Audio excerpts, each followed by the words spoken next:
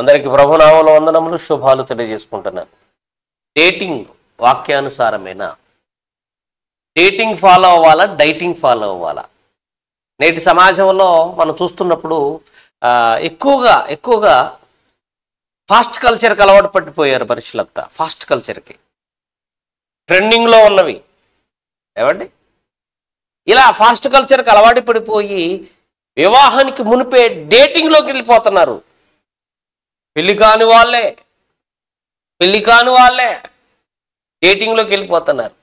పెళ్ళైన తర్వాత కూడా భార్యాభర్తలు విడిపోతే ఇంకా వారికి నచ్చిన వారిని ఎవరినో చూసుకొని డేటింగ్లోకి వెళ్ళిపోతున్నారు.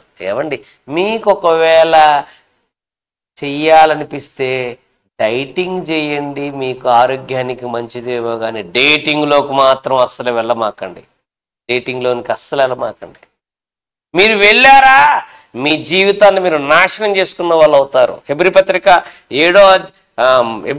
13వ అధ్యాయం 4వ వచనంలో వివాహము ఘనమైనదిగాను పాన్పు నిష్కలంకమైనదిగాను ఉండవలను అన్నాడు. పాన్పు అంటే వివాహం అయిన తర్వాత భార్యాభర్తలు ఇద్దరు ఏకమయ్యే దాన్ని పానుపు అంటారు.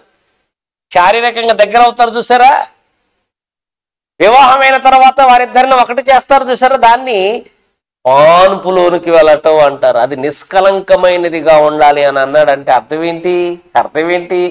పెళ్లికి మునుపు ఎవరితో కూడా ఏ విధమైన శారీరక సంబంధాలు కలిగి ఉండకూడదు. అది అర్థం.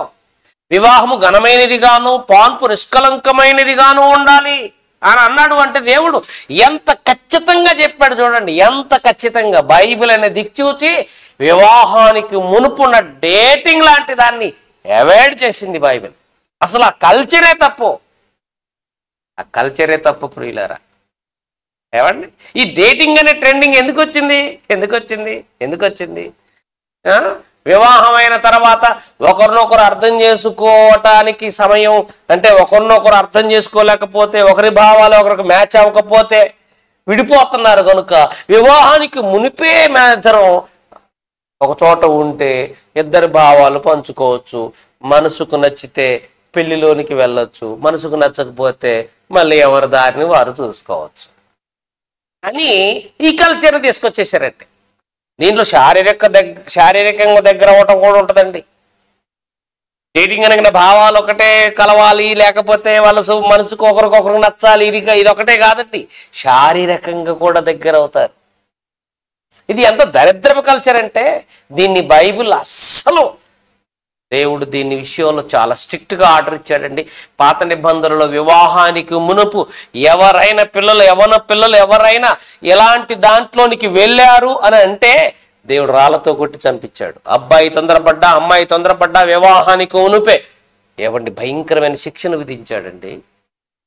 అది ఏమీ లేదు కనుక కృపాకాలంలో ఉన్నాము. దేవుడు చక్కగా అందరూ మారాలని కోరుకునే కాలంలో ఉన్నాం కనుక మనకు చెల్తా గాడి అంతా నడుస్తుంది. ఇప్పుడు ఇన్ని జరుగుతున్న దేవుడు ఎంత మౌనంగా ఉంటున్నాడంటే ఆయన దీర్ఘశాంతం వహిస్తున్నాడు. నువ్వు తెలుసుకొని మార్చుకుంటావనే తప్ప శిక్ష విధించలేక కాదు.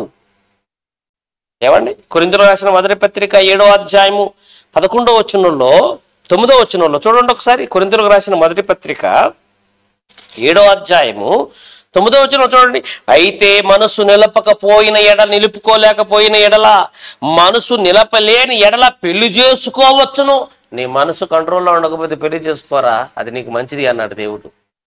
డేటింగ్ పేరిట కాలాన్ని వృధా చేసి నీ శరీరాన్ని, నీ మనసును ఒకరితో పంచుకోమాకు అన్నాడు దేవుడు.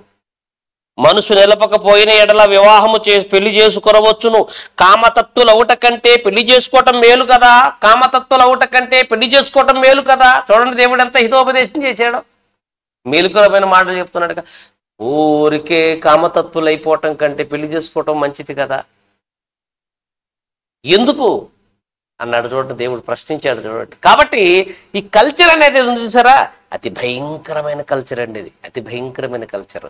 మీకు ఒకవేళ మీరు ఫ్యాట్ అయిపోతున్నారు, లావ్ అయిపోతున్నారు అని అనుకుంటే, ఒకవేళ మీరు ఏమండి డేటింగ్ కాదు కానీ డైటింగ్లోకి వెళ్ళండి, అది మీకు ఆరోగ్యానికి మంచిది. రోజు భోజన నియమావళి పెట్టుకోండి. ఎంత తినాలో, మార్నింగ్ ఎంత తినాలో, మధ్యాహ్నం ఎంత తినాలో, నైట్ ఎంత తినాలో ఒక నియమావళి పెట్టుకొని డైటింగ్ చేయండి. అది మీకు మంచిది. డేటింగ్ కల్చర్లకు వెళ్ళమాకండి. అది మీకు అంత మంచిది కానే కాదు. అది మీకు అంత మంచిది కానే కాదు. ఏమంటే ఇది ఎక్కడి నుంచి వచ్చింది? డేటింగ్ కల్చర్ పాశ్చాత్య దేశాల నుంచి వచ్చింది. పాశ్చాత్య దేశాల నుంచి. ఒకప్పుడు మన భారతదేశంలో ఏమండి వివాహం కాకమునుపు పిల్లలు, వివాహం కాకమునుపు యవన బిడ్డలు ఒకవేళ ఎవరినైనా ఒకరినొకరు ఇష్టపడుతున్నారు అని తెలిస్తేనే ఊరంతా కోడై కూసేదండి. ఒకవేళ వాళ్ళు శారీరకంగా దగ్గర అయ్యారు అని అంటే ఊరంతా కోడై కూసి తల్లిదండ్రులకు భయంకరమైన అవమానంగా ఉండేదండి. అలాంటి పరిస్థితే లేదండి వెనకటి కాలంలో. కానీ ఇప్పుడు చూడండి, అలా కలుసుకోవటమే ఒక ఫ్యాషన్ అయిపోయింది. ఈ రోజుల్లో ఒక పెద్ద కల్చర్ అయిపోయింది, ఒక ట్రెండింగ్ అయిపోయింది నేటి సమాజంలో. అదే ముద్దుగా ఉంది. దానికి ముద్దుగా పెట్టుకున్న పేరు ఏమండి? డేటింగ్. డేటింగ్ శారీరకంగా దగ్గర అయిపోయి పాడు పని చేసి దానికి డేటింగ్ అని కలరింగ్ ఇచ్చేసిందండి సమాజం. డేటింగ్ అని కలరింగ్ ఇచ్చేసిందండి. ఏంటండి దారుణం! తప్పు చేసి కూడా ఎంత అందంగా పిలుచుకుంటున్నారు చూడండి, ఎంత అందంగా పిలుచుకుంటున్నారో. ఏమండి దరిద్రం కాకపోతే ఏముంది చెప్పండి? దరిద్రం కాకపోతే ఏముంది చెప్పండి? కాబట్టి ప్రియమైన దేవుని పిల్లలారా, డైటింగ్ చేసిన దేవుడు ఒకవేళ మౌనం వహిస్తాడేమో, కానీ డేటింగ్ చేస్తే మాత్రం దేవుడికి అస్సలు నచ్చదు. మీ జీవితాలను పాడు చేసుకోమాకండి. ఈ కల్చర్ని అలవాటు చేయమాకండి. ఈరోజు క్రైస్తవ సమాజంలో ఉన్న పిల్లలు కూడా ఈ ట్రెండ్లోనికి వెళ్తున్నారు. చాలా తప్పు. మీ పిల్లలు మీరు కంట్రోల్ చేయండి. మీ పిల్లలు మీరు వాక్యం చేత బాగు చేసుకోండి. వివాహం అయ్యేంత వరకు మీ పిల్లల్ని కాపాడుకోండి, భద్రపరుచుకోండి. ఆ తర్వాత వివాహం అయిన తర్వాత మంచి పిల్లల్ని దేవుడు వారికి ఇస్తాడు. మంచి పిల్లల్ని ఇస్తాడు. మంచి భవిష్యత్తు ఉంటుంది వారికి. ఇక్కడే తప్పిపోయింది అంటే వారి గర్భాన వచ్చే పిల్లల జీవితాలు ఇంకా అతి భయంకరంగా మారిపోతాయి. జాగ్రత్త పడండి. ఈ డేటింగ్ కల్చర్ని అందరం కూడా వ్యతిరేకించాలి. Okay, thank you.